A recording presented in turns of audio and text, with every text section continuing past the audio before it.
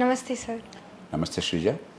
Sir, నా మొదటి ప్రశ్న, మనకి జూన్ నుండి ఎస్ఐఆర్ స్పెషల్ ఇంటెన్సివ్ రివిజన్ ఏదైతే ఉందో అది నడుస్తుంది. ఇది 2002 తర్వాత మళ్ళీ ఇప్పుడే జరగడం.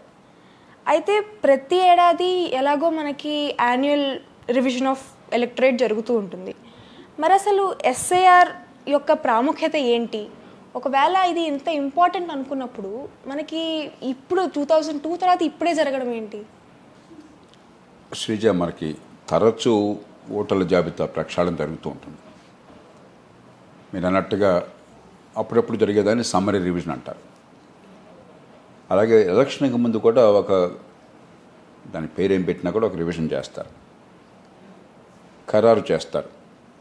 ఎన్నిక లోపలే మీరు ఇది తుది జాబితా. ఎందుకంటే ఎన్నికల ప్రక్రియ మొదలెట్టిన తర్వాత మళ్ళీ పేర్లు చేరుతూ ఉంటే గందరగోళం అయిపోతుంది. కాబట్టి అప్పుడప్పుడు స్పెషల్ సమ్మరీ రివిజన్ అంటారు. అరుదుగా ప్రస్తుతం బహుశా 20 ఏళ్ల తర్వాత జరుగుతుంది చాలా చోట్ల. ఈ స్పెషల్ ఇంటెన్సివ్ రివిజన్ అంటారు. ఇవన్నీ ఏమిటంటే ఓటర్ల జాబితా ఎంత వీలుంటే అంత వాస్తవానికి దగ్గరగా ఉండాలి. 100% మనం ఖరారు చేయలేకపోయినా కూడా ఓటర్ల జాబితా చాలా నిజాయితీగా వాస్తవాన్ని ప్రతిబింబించాలి. లేకపోతే ఎన్నిక ఉన్న కొద్దికి మనకి ప్రజల జీవితానికి దూరం అయిపోతుంది. ఇప్పుడు రెండు రాష్ట్రాలు మీరు తీసుకోండి. ఉదాహరణకి మనకి తెలంగాణ తీసుకోండి, కర్ణాటక తీసుకోండి. తెలంగాణలో జనాభా రీత్యా 18 ఏళ్ళు దాటిన వాళ్ళు లెక్కేసినట్టయితే, చాలా ఉదారంగా లెక్క వేసినా కూడా మనకి 2,93,00,000 ఓట్లు ఉండాలి. వాస్తవానికి ఎన్ని ఉన్నాయి? 3,35,00,000 ఓట్లు ఉన్నాయి. అంటే ఒక 45-50 లక్షల ఓట్లు అదనంగా ఉన్నాయి ఉండవలసిన దానికంటే. అంటే ఎక్కడ పొరపాటు ఉంది కదా. మరి తరచు జరిగేటువంటి సమ్మరీ రివిజన్స్ వల్ల మనకి అనుకున్న ఫలితాలు రావట్లేదు కదా. కాబట్టి అప్పుడప్పుడు కొంచెం లోతుకెళ్ళి ప్రక్షాళన చేయాల్సిన అవసరం ఉంది. లేకపోతే ఏమవుతుంది, తప్పుల మీద తప్పులు కలిసిపోతే చివరికి అది నిజమైన అంకెలు రావు. నిజంగా ఓటర్లు అర్హత ఉన్న వాళ్ళు నమోదు కావటం కానీ, అర్హత లేని వాళ్ళు, చనిపోయిన వాళ్ళు పేర్లు తీసేయడం, అక్కడి నుంచి ఆ ఊరి నుంచి అడ్రస్ మారిన వాళ్ళు, లేకపోతే 2-3 చోట్ల పేరున్న వాళ్ళు వాళ్ళని తీసేయడం, ఈ ప్రయత్నం జరగకపోతే ప్రస్తుతం ఉన్న ప్రక్రియ చాలటం లేదు.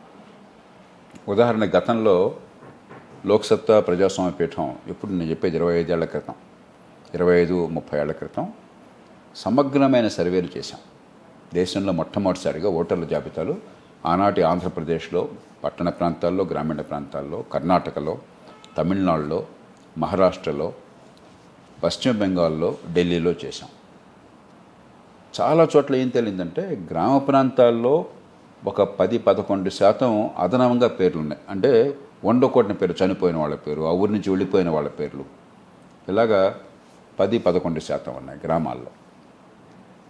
ఒక 4-5% చేర్చాల్సిన పేర్లు ఉన్నాయి. పట్టణాల్లో అయితే మరింత ఎక్కువ ఉన్నాయి. పట్టణాల్లో అయితే 25-26% అదనంగా పేర్లు ఉన్నాయి. ఎందుకంటే నగరాల్లో ఎవరి మహావరికి తెలియదు. ఇంటి నుంచి ఆ ఇంటికి మారిపోతారు, కానీ పేరు మాత్రం అక్కడ ఉంటుంది. వేరే ఊరికి బదిలీ అయిపోతారు, పేరు మాత్రం అక్కడ ఉంటుంది. ఇట్లాగా ఒక 17-18% చేర్చాల్సిన పేర్లు ఉన్నాయి. అంటే మొత్తం మీద ఉండవలసిన కంటే ఎక్కువ పేర్లు ఉన్నాయి. కొన్ని పేర్లేమో ఉండకూడని పేర్లు ఉన్నాయి, చనిపోయిన వాళ్ళు కానీ, అక్కడి నుంచి బదిలీ అయిన వాళ్ళు కానీ, మళ్ళీ పేర్లు ఉండడం కానీ, కొన్ని పేర్లు చేర్చవలసిన పేర్లు చేర్చలేదు. ఆనాడు ప్రజాస్వామ్య పీఠం గట్టిగా ఎన్నికల సంఘటనతో కూర్చొని ప్రయత్నం చేసినప్పుడు ఓటర్ గుర్తింపు కార్డులను దేశవ్యాప్తంగా విస్తరించే ప్రయత్నం అప్పుడు జరిగింది. దానివల్ల చాలా మేరకు పరిస్థితి బాగుపడ్డది. గ్రామ ప్రాంతాల్లో చాలా మేరకు ఈ పొరపాట్లు తగ్గిపోయి ఒక 3% పేర్లేమో అదనంగా ఉన్నాయి, ఒక 2% పేర్లేమో చేర్చలేదు. ఒక 4-5 ఏళ్లలో మార్పు వచ్చింది కొంతవరకు. పట్టణ ప్రాంతాల్లో 7% పేర్లు అదనంగా ఉన్నాయి, ఒక 5% పేర్లు చేర్చలేదు. ఇంకా పొరపాట్లు కొన్ని ఉన్నాయి. అప్పటి నుంచే ఈ దేశంలో ఎన్నికల జాబితా ప్రక్షాళన చెప్పినది ఒక అంశంగా చేపట్టడం జరిగింది. ఇప్పుడు కలికి వచ్చింది. ఓటర్ గుర్తింపు కార్డులు అందరికీ ఉన్నాయి కాబట్టి, ఓటర్ల జాబితాలో కూడా ఫోటో వేస్తారు కాబట్టి చాలా మేరకు బాగుపడింది. కానీ ఇంకా పట్టణ ప్రాంతాల్లో చాలా పొరపాట్లు జరుగుతున్నాయి. ఉదాహరణకి నేను ఇంత తెలంగాణ చెప్పాను మీకు 45 లక్షల అదనపు ఓట్లు ఉన్నాయని. పక్కనే ఉన్న కర్ణాటక తీసుకోండి. అక్కడ అంచనాల ప్రకారం 5,19,00,000 మంది ఓటర్లు ఉండాలి, 18 ఏళ్ళు దాటిన వాళ్ళు. వాస్తవానికి 5,50,00,000 మంది పైన ఉన్నారు. 5,55,00,000 అంటే ఒక 36-40 లక్షల మంది ఎక్కువ ఉన్నారు. కాబట్టి ఈ ప్రక్షాళన జరగాలి, ప్రజలకు ఇబ్బంది లేకుండా జరగాలి, హేతుబద్ధంగా జరగాలి. కానీ ఖచ్చితంగా ఓటర్ల జాబితా ప్రక్షాళన చేసి తీరాలి. గతంలో మీకు గుర్తుంది లేదో, మరి కర్ణాటకలో మిగతా చోట్ల ఓటర్ల జాబితాలో చాలా పేర్లు ఉన్నాయి, లేని వాళ్ళ పేర్లు ఉన్నాయని చెప్పని రాజకీయంగా బోర్డు చర్చ వచ్చింది. ప్రతిపక్ష నాయకుడు స్వయంగా అక్కడికి వెళ్ళి బెంగళూరు నగరంలో ఒక నియోజకవర్గంలో ఇదిగో ఇంత తప్పులు ఉన్నాయని బయటపెట్టారు. వాస్తవం అది. మరి తప్పుని సరిచేయాలి కదా. దానికోసం ఈ ఓటర్ల జాబితా ప్రక్షాళన కోసం ఈ కార్యక్రమం చేపట్టాలి. అవును సార్. సార్ మరి మీ దృష్టిలో ఇలా ఎస్ఐఆర్ ఎక్కువగా ఫ్రీక్వెంట్గా జరుగుతూ ఉండాలా, లేదా ఇన్నేళ్లకు ఒకసారి జరుగుతుంది?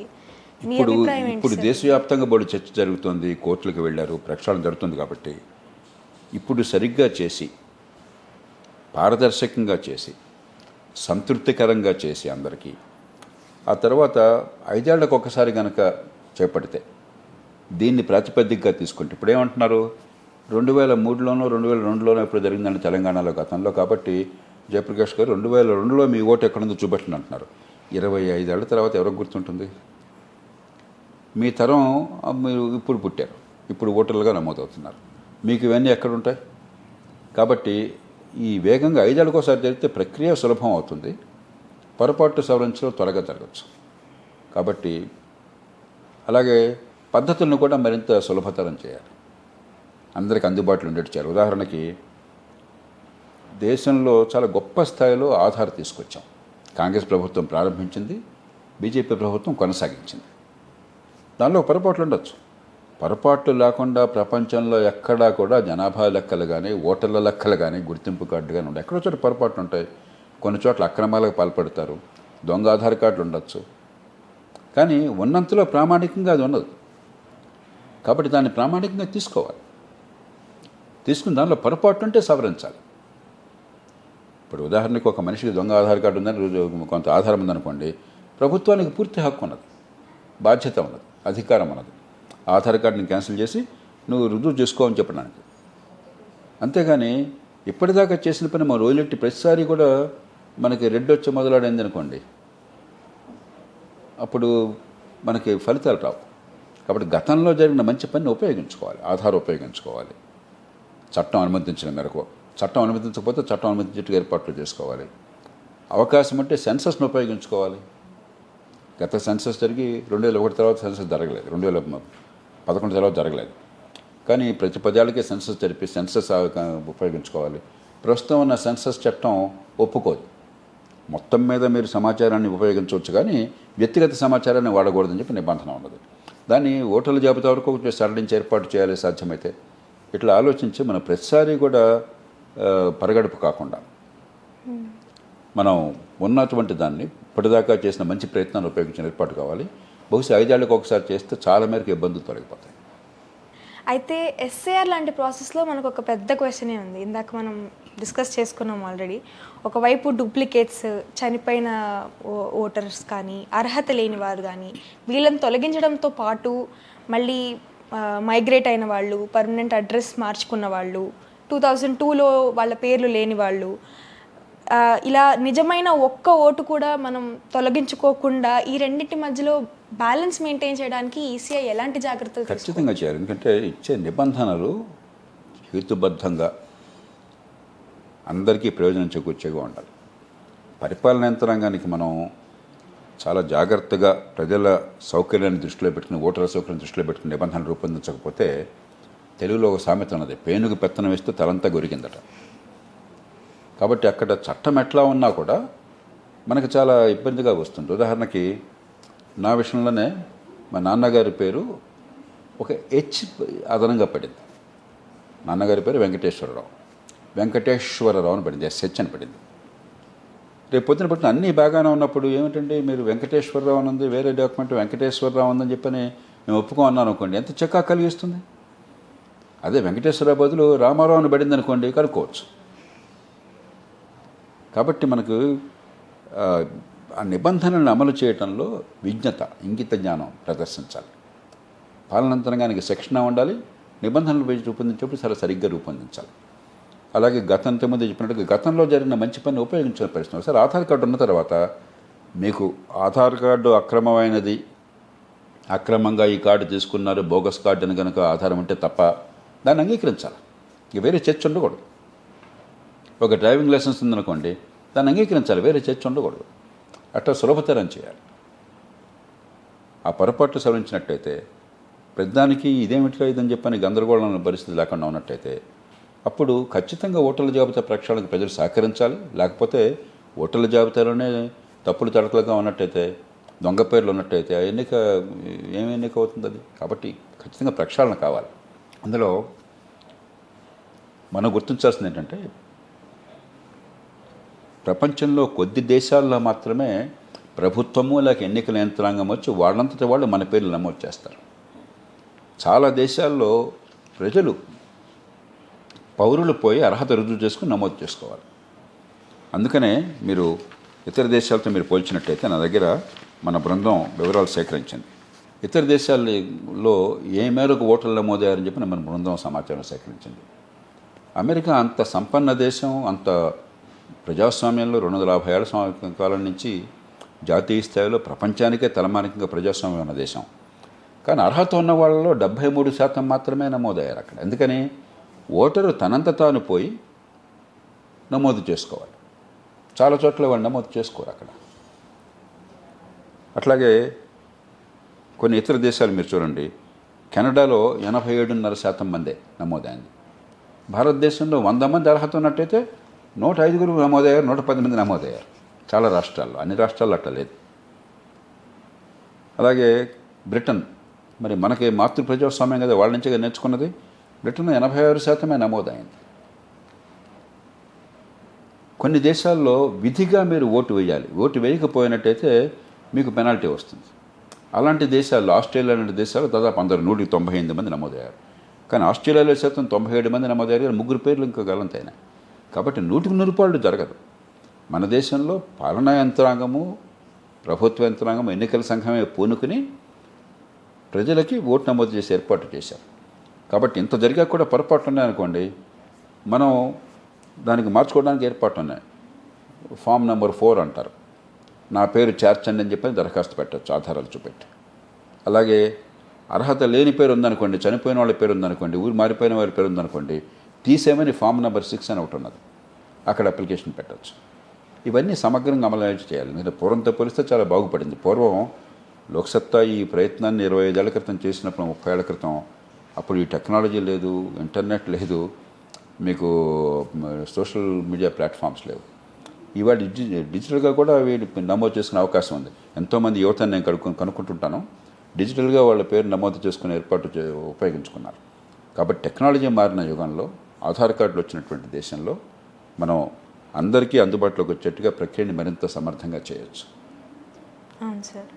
అయితే సామాన్య ప్రజలు ఎవరికైతే ఎస్ఐఆర్ ప్రాసెస్ గురించి అవగాహన లేదో, తమ పేర్లు ఎలక్ట్రోల్ రోల్ నుంచి మిస్ అవ్వకుండా వాళ్ళ ఓటు హక్కుని కాపాడుకోవడానికి ఓటర్స్ ఎలాంటి జాగ్రత్తలు తీసుకోగలుగుతారు? పెద్దగా ఇబ్బంది ఉండదు. గ్రామీణ ప్రాంతాల్లో ఇబ్బంది ఉండదు. ఎందుకంటే అందరికీ తెలుసు. రాజకీయ పార్టీల కార్యకర్తలు గట్టిగా పట్టించుకుంటారు. ప్రభుత్వ యంత్రాంగానికి కూడా వాళ్ళు ఎవరో తెలుస్తుంటారు. సమస్య గ్రామాల్లో లేదు, నగరాల్లో ఉన్నది. గతంలో లోక్సత్తా చేసినప్పుడు కూడా గ్రామాల్లో పెద్దగా పొరపాట్లు కనిపించాలి, నగరాల్లోనే పొరపాట్లు ఎక్కువ ఉన్నాయి.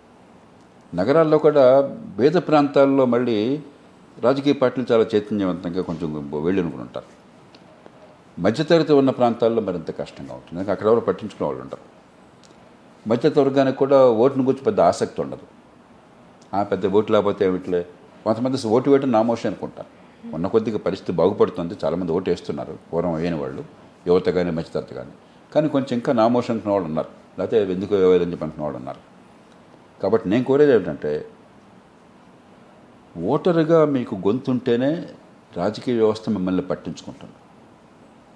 ఓటు నాకెందుకులే అనుకుంటే మీ జీవితం నాకెందుకులేని వాళ్ళు కూర్చుంటారు, మిమ్మల్ని పట్టించుకోరు. మీ మంచినీళ్ళు కావచ్చు, మీ చుట్టూ ఉన్న రోడ్డు కావచ్చు, ట్రాఫిక్ కావచ్చు, మురుగునీటి పారుదల కావచ్చు, మన స్కూళ్ళు కావచ్చు, ఆసుపత్రులు కావచ్చు, ఏది బాగుపడవు. కాబట్టి ఓటు వేయకపోవటం గర్వం అనుకోబోకండి, ఓటు వేయటం నామోషి అనుకోబోకండి. ఓటరుగా నమోదైతేనే మీ భావాలకు విలువనిస్తారు. మధ్యతరగతి వర్గాలకి మీ దగ్గర అన్ని వివరాలు ఉంటాయి. మీరు పన్నులు కడుతున్నారు, మీకు ఎలక్ట్రిసిటీ బిల్స్ ఉన్నాయి, రెసిడెన్స్ కోసం అక్కడ నివాసం ఉంటున్నారు రుజువు చేయడం కోసం చెప్పని, మీ అందరికీ డ్రైవింగ్ లైసెన్స్లు ఉంటాయి, ఆధార్ కార్డులు ఉంటాయి, పాస్పోర్ట్లు ఉంటాయి అవసరమైతే. కాబట్టి పొరపాటున పేరు కనుక గల్లంతైనట్టయితే మీరు చేయించుకోవడానికి సులభమైన పద్ధతులు అనేది ఆన్లైన్ కూడా చేసుకోవచ్చు. కాబట్టి పట్టించుకోండి, నేను కోరేది. మన దేశంలో విచిత్రం ఏంటంటే ప్రపంచంలో పరిణితి చెందిన ప్రజాస్వామ్య దేశాల్లో పేదలకు ఓటు నమోదు కావడం కష్టం. చదువుకున్న వాళ్ళు, డబ్బున్న వాళ్ళు, మధ్యతరగతి వర్గాలకి నమోదు అవటం తేలిక. అలాగే పేదలు ఓటు వేయటం తక్కువ. చదువుకున్న వాళ్ళు, మధ్యతరగతి వర్గాలు బాగా ఓటు వేస్తారు. మన దేశంలో దానికి కరెక్ట్గా వ్యతిరేకం. పేదల ఓట్లన్నీ నమోదు అవుతున్నాయి, పేదలంతా ఓటేస్తున్నారు. ఈ ప్రజాస్వామ్యం నిలబెడుతోంది పేదలు. మధ్యతరగతి, చదువుకున్న వాళ్ళు, పట్టణీకులు, మరి యువత, వీళ్ళు పట్టించుకోవట్లేదు. యువత ఆ దేశాల్లో కూడా పెద్ద పట్టించుకోరు, అది పొరపాటు. కానీ మన దేశంలో చదువుకున్న వాళ్ళు ప్రజాస్వామ్యం అంటే గౌరవంతో మన గొంతు వినిపించాలి, మన ఉమ్మడి సేవలు పెరగాలని చెప్పండి, ఇది మార్గం అనుకోవాలి. మీకు మార్గాలు ఉన్నాయి, మీకు పరిజ్ఞానం ఉన్నది, కొంచెం తెలుసుకునే ప్రయత్నం చేయండి. కొద్దిపాటి 1 నిమిషం దానికోసం కేటాయించండి. సార్, అయితే యూకే, యుఎస్ లాంటి డెవలప్ డెమోక్రసీస్ గురించి ఇందాకే మనం మాట్లాడుకున్నాము. అక్కడ కంటిన్యూస్ అప్డేట్ సిస్టమ్ నడుస్తుంది. 18 ఏళ్ళు నిండగానే లేదా చనిపోయిన ఓటర్స్ ఎవరైనా ఉన్నప్పుడు, అడ్రస్ మారినప్పుడు ఇది ఆటోమేటిక్గా వాళ్ళ డేటాబేస్లో రికార్డ్ అయిపోయి ఉంటుంది. ఇలా ఇంటికి వెళ్ళి ఇంటెన్సివ్ రివిజన్ అనేది మనకి ఇండియాలో మాత్రమే చూస్తున్నాం. దీని మీద మీ అభిప్రాయం ఏంటి? మనకి ఏంటంటే సమస్య, ఇప్పటికి కూడా అడ్రస్ సరిగ్గా తెలియవు. నగర ప్రాంతాల్లో ఇప్పటికి కూడా మరి ఎక్కడెక్కడి నుంచో వలసలు వచ్చి రెక్కాడితే కానీ డొక్కాడక ఎక్కడో నివాసం ఉంటున్న వాళ్ళు ఉన్నారు, అందులో వేరే రాష్ట్రాల నుంచి వచ్చిన వాళ్ళు. రెండోది, ఆ దేశాల్లో 100కు 100 జననాలు నమోదవుతాయి. ఎప్పుడైతే పుట్టుక నమోదైందో 18 ఏళ్ళు పూర్తయినప్పుడు వాళ్ళ రికార్డు ఉంటుంది. మన దేశంలో ఈ మధ్య కాలం దాకా 50% కూడా నమోదు కావట్లేదు. ఇప్పుడు నమోదవుతున్నాయి ఇప్పుడు ఇటీవల కాలంలో. ఎందుకని ఇటీవల కాలంలో ఇన్స్టిట్యూషనల్ డెలివరీస్ అంటాం, అంటే ప్రసవం, బిడ్డ కనడం అనేది ఇంట్లో ఎక్కడో కాకుండా ఒక ఆసుపత్రి, ప్రైవేట్ కానీ ప్రభుత్వం కానీ ఆసుపత్రుల్లో మరో చోట ప్రసవం అనేది, బిడ్డ పుట్టడం అనేది ఇప్పుడు 198 పాళ్ళు అని చెప్తున్నారు ప్రశ్నలు. ఒకప్పుడు 150 పాళ్ళే ఉండేది, 140 పాళ్ళే ఉండేది 15-20 ఏళ్ల క్రితం కూడా. దాంతో ఇంట్లో బిడ్డ పుట్టినప్పుడు జనాలు నమోదయ్యేవి కాదు. చాలా సందర్భాలు నమోదు చేయాలి చట్టం ప్రకారం. చట్టం ఉన్నది, చట్టం అమలు కాలే. మరణాలు నమోదు అవుతుండేవి కొంచెం ఎక్కువగా, అక్కడ కొన్ని వదిలేసినా కూడా జననాల నమోదు లేదు. ఈ జననాల నమోదు గట్టిగా లేకపోయినట్టయితే, మరణాల నమోదు గట్టిగా లేకపోతే, అడ్రస్ సరిగ్గా లేకపోతే మీరు ఏ సిస్టమ్ పెట్టగలరు? మీరు దాని తర్వాత ఆటోమేటిక్గా అవ్వడం అనేది ఇప్పుడు జరుగుతుంది. ఆధార్ కార్డు వచ్చింది, జనాలు ఇప్పుడు దాదాపుగా 198 కనీసం ఆసుపత్రుల్లో జరుగుతున్నాయి. ఓ పద్ధతి ప్రకారం జనాల నమోదు జరుగుతుంది. మరణాల నమోదు పూర్వం బాగానే ఇప్పుడు ఇంకా బాగుపడింది. కాబట్టి కొత్తగా పుట్టే వాళ్ళకి చేయడం సాధ్యం.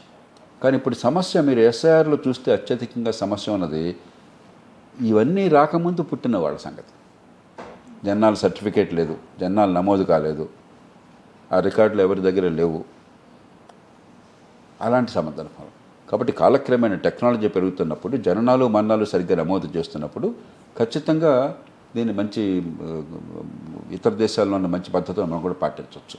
బహుశా వచ్చే 5-10 ఏళ్ళు ఇంకా మెరుగుపడుతుంది ఈ పరిస్థితి. సార్, నా ఆఖరి ప్రశ్న, ఒకవేళ మీకే అయితే ఈ ఎస్ఐఆర్ డిజైన్ చేయడానికి లేదా ఓటర్ రిజిస్ట్రేషన్ సిస్టమ్ని మార్చే అవకాశం వచ్చినప్పుడు మీరు ఎలాంటివి అమలు చేస్తారు, ఎలాంటివి తీసేస్తారు? ఇప్పుడు ఇందాక మనం అనుకున్నది జననాలు గట్టిగా నమోదు ఏర్పాటు చేయడం. ఎందుకంటే దానితో లింక్ పెట్టకుండా దీన్ని వేరువేరుగా చూస్తే లాభం లేదు. ప్రభుత్వంలో ఏంటంటే వీడి పని వీడు, వాడి పని వాడిది, కుడి చేయడం చే సంబంధం లేదు. ఈ సమన్వయం కావాలి, జననాల నమోదు సరిగ్గా కావాలి. రెండవది, ఆధార్ కార్డు ఉన్నటువంటి సమాచారము, సెన్సస్లో ఉన్న సమాచారం అవసరమైతే చట్టాన్ని ఆ మేరకు పరిమితంగా సవరించి దాన్ని పూర్తిగా ఉపయోగించుకుని ఏర్పాటు చేయాలి, ఇప్పుడు సులభతరం చేయాలి. మూడోది, నిబంధనలు ఇచ్చినప్పుడు పాలనా యంత్రాంగానికి అడ్డగోలుగా కాకుండా, పేనుకు పెత్తనం వేస్తే తలంతా గొరిగినట్టు కాకుండా హేతుబద్ధమైన నిబంధన ఉండాలి. ఉదాహరణకి పేరులో చిన్న స్పెల్లింగ్ దోషం ఉంటే దాన్ని తీవ్రంగా పట్టించుకోకూడదు. అసలు పేరే మారిపోతే ఖచ్చితంగా పట్టించుకోవాలి. అడ్రస్లో చిన్న అంకె పొరపాటు అయితే దాన్ని తీవ్రంగా పట్టించుకోకూడదు. అడ్రస్కి వెళ్ళంత అయిపోతే గట్టిగా పట్టించుకోవాలి. అలాగే నిజంగా ఇప్పుడు ఎస్ఐఆర్ సమస్య నిజంగా ఇప్పుడు ఈ చర్చ అంతా చూస్తే మనకి మరి చాలా విమర్శలు, చాలా రాజకీయ చర్చలు జరుగుతున్నాయి. దీని వెనకాల మూలమైన కారణం ఏమిటి? దేశంలో కొన్ని ప్రాంతాలు, భారతదేశం యూరప్ కంటే చాలా పెద్ద దేశం, ఎంతో భిన్నత్వం ఉన్న దేశం. ఒక్కొక్క రాష్ట్రంలో ఒక్కో పరిస్థితులు ఉన్నాయి. పశ్చిమ బెంగాల్లో పరిస్థితి వేరు, ఈశాన్య భారత రాష్ట్రాల్లో పరిస్థితి. ఎందుకంటే బంగ్లాదేశ్ నుంచి లక్షలాది మంది వలసలు వచ్చి అక్రమంగా పౌరసత్వం లేకుండా ఓటర్లుగా నమోదవుతున్నారు. ఇక్కడ ఉన్నటువంటి మన ప్రభుత్వం ఇచ్చేటువంటి సంక్షేమాన్ని అనుభవిస్తున్నారు. మంచి చెట్టు పక్కన పెడదాం. కాబట్టి అక్కడ చేపట్టాల్సిన పద్ధతులు వేరు. అక్కడ నువ్వు ఇక్కడ పుట్టావా నిజంగానా ఇవన్నీ అడగచ్చు. మీకు హైదరాబాద్లోనో, గుంటూరులోనో, లేకపోతే హుస్నాబాద్లోనో మీకు ఆ సందేహానికి ఆస్కారం లేదు. ఇంత పెద్ద దేశంలో ఎక్కడో ఒకచోట ప్రత్యేకంగా ఉన్న పరిస్థితులు దృష్టిలో పెట్టి చూపించిన నిబంధనల్ని మీరు తెలంగాణలో, కర్ణాటకలో అమలు చేయాల్సిన అవసరం లేదు. కాబట్టి ఆ వెసులుబాటు కావాలి, ఆ ఇంగిత జ్ఞానం ప్రదర్శించాలి. మొత్తం అంతా పారదర్శకంగా ఉండాలి. పౌరుల్ని భాగస్వాముల్ని చేయాలి. అది చేసి ఒకవేళ అయినా కూడా మీరు ఎంత అద్భుతంగా చేసినా పొరపాట్లు గ్యారెంటీగా దొరుకుతాయి. మీరు జర్మనీ లాంటి దేశాల్లో, మీరు ఆస్ట్రేలియా, బ్రెజిల్ లాంటి దేశాల్లో కూడా 97-90, జర్మనీలో 88% చాలా సంపన్న దేశము, చాలా సామర్థ్యానికి మారిపోయారు. 88% పేర్లు నమోదైనాయి. కాబట్టి మన దేశంలో కొన్ని పేర్లు గల్లంతు కావచ్చు, కొన్ని పొరపాట్లు జరగవచ్చు. ఆ పొరపాట్లు సులభంగా సవరించడం కోసం లోక్సత్తా 30 ఏళ్ల నుంచి పోరాడుతుంది. పారదర్శకమైన పద్ధతి ఏర్పరిచాము. ఇప్పటికీ ఆ పద్ధతులు వచ్చినాయి. ఎందుకంటే ఒక పక్కన ఆధార్ కార్డు లాంటివి వచ్చినాయి, రెండో పక్కన డిజిటల్ టెక్నాలజీ రావడం చేత ఆన్లైన్ కూడా అప్లికేషన్ పెట్టచ్చు. పూర్వం మేము గట్టిగా కోరింది ఏంటంటే అందరికీ అందుబాటులో ఉండే పోస్ట్ ఆఫీస్ లాంటి సంస్థ, అందరు నమ్మే సంస్థ, అక్కడికి వెళ్ళి పేరును మార్చుకునే ఏర్పాటు, పొరపాట్లు సవరించి ఏర్పాటు చేయమని కోరాము. ఇప్పుడు అది కూడా అవసరం లేదు, చాలా సులభం అయిపోయింది. కాబట్టి దీన్ని మనం పూర్తిగా ప్రజలకు అర్థమయ్యేట్టుగా విడమర్చి చెప్పి, ఒకవేళ పొరపాటున మీ పేరు ఇక్కడ మిస్ అయినా కూడా కంగారు పడక్కర్లేదు, సులభమైన పద్ధతి ఉంది, ఈ పని చేస్తే అయిపోతుంది, దీనికి సమర్థంగా ఏర్పాటు చేయాలి. కాబట్టి సమస్య కొద్దిగా ఉన్నది, కానీ సమస్య ఉన్నదానికంటే కొంచెం జటిలం చేసేది నిబంధనలను అమలు చేసే తీరులో. అంతకంటే ఎక్కువ రాజకీయంగా ఒకళ్ళనొకళ్ళు దెప్పిపరుచుకొని దీన్ని ఒక కాంట్రవర్షియల్గా, వివాదాస్పదంగా చేయటంలో ఉన్నది. ఇతర దేశాలతో పోలిస్తే బ్రహ్మాండంగా చేస్తున్నాం. కొన్ని పొరపాట్లు సవరించుకోవటం పూర్తి మార్గాలు ఉన్నాయి. దాన్ని సవరించుకుని ఎన్నికల ప్రక్రియలో కాదు మన దేశంలో సమస్య ఉంది, రాజకీయ సంస్కృతిలో సమస్యలు ఉన్నాయి, ఎలక్షన్లో ఓట్లు కొనడంలో సమస్యలు ఉన్నాయి, తాత్కాలికమైన తేలాలతో ప్రజల మభ్యప్రచనలో సమస్యలు ఉన్నాయి, కులం, మతం, ప్రాంతం పేరుతో ప్రజలు విభజించడంలో సమస్యలు ఉన్నాయి. కానీ ఓటర్ల జాబితా వల్ల పెద్దగా సమస్యలు లేవు. ఉన్న కొద్దిపాటి సమస్యలు తేలిగ్గా పరిష్కరించుకోవచ్చు. Thank you sir.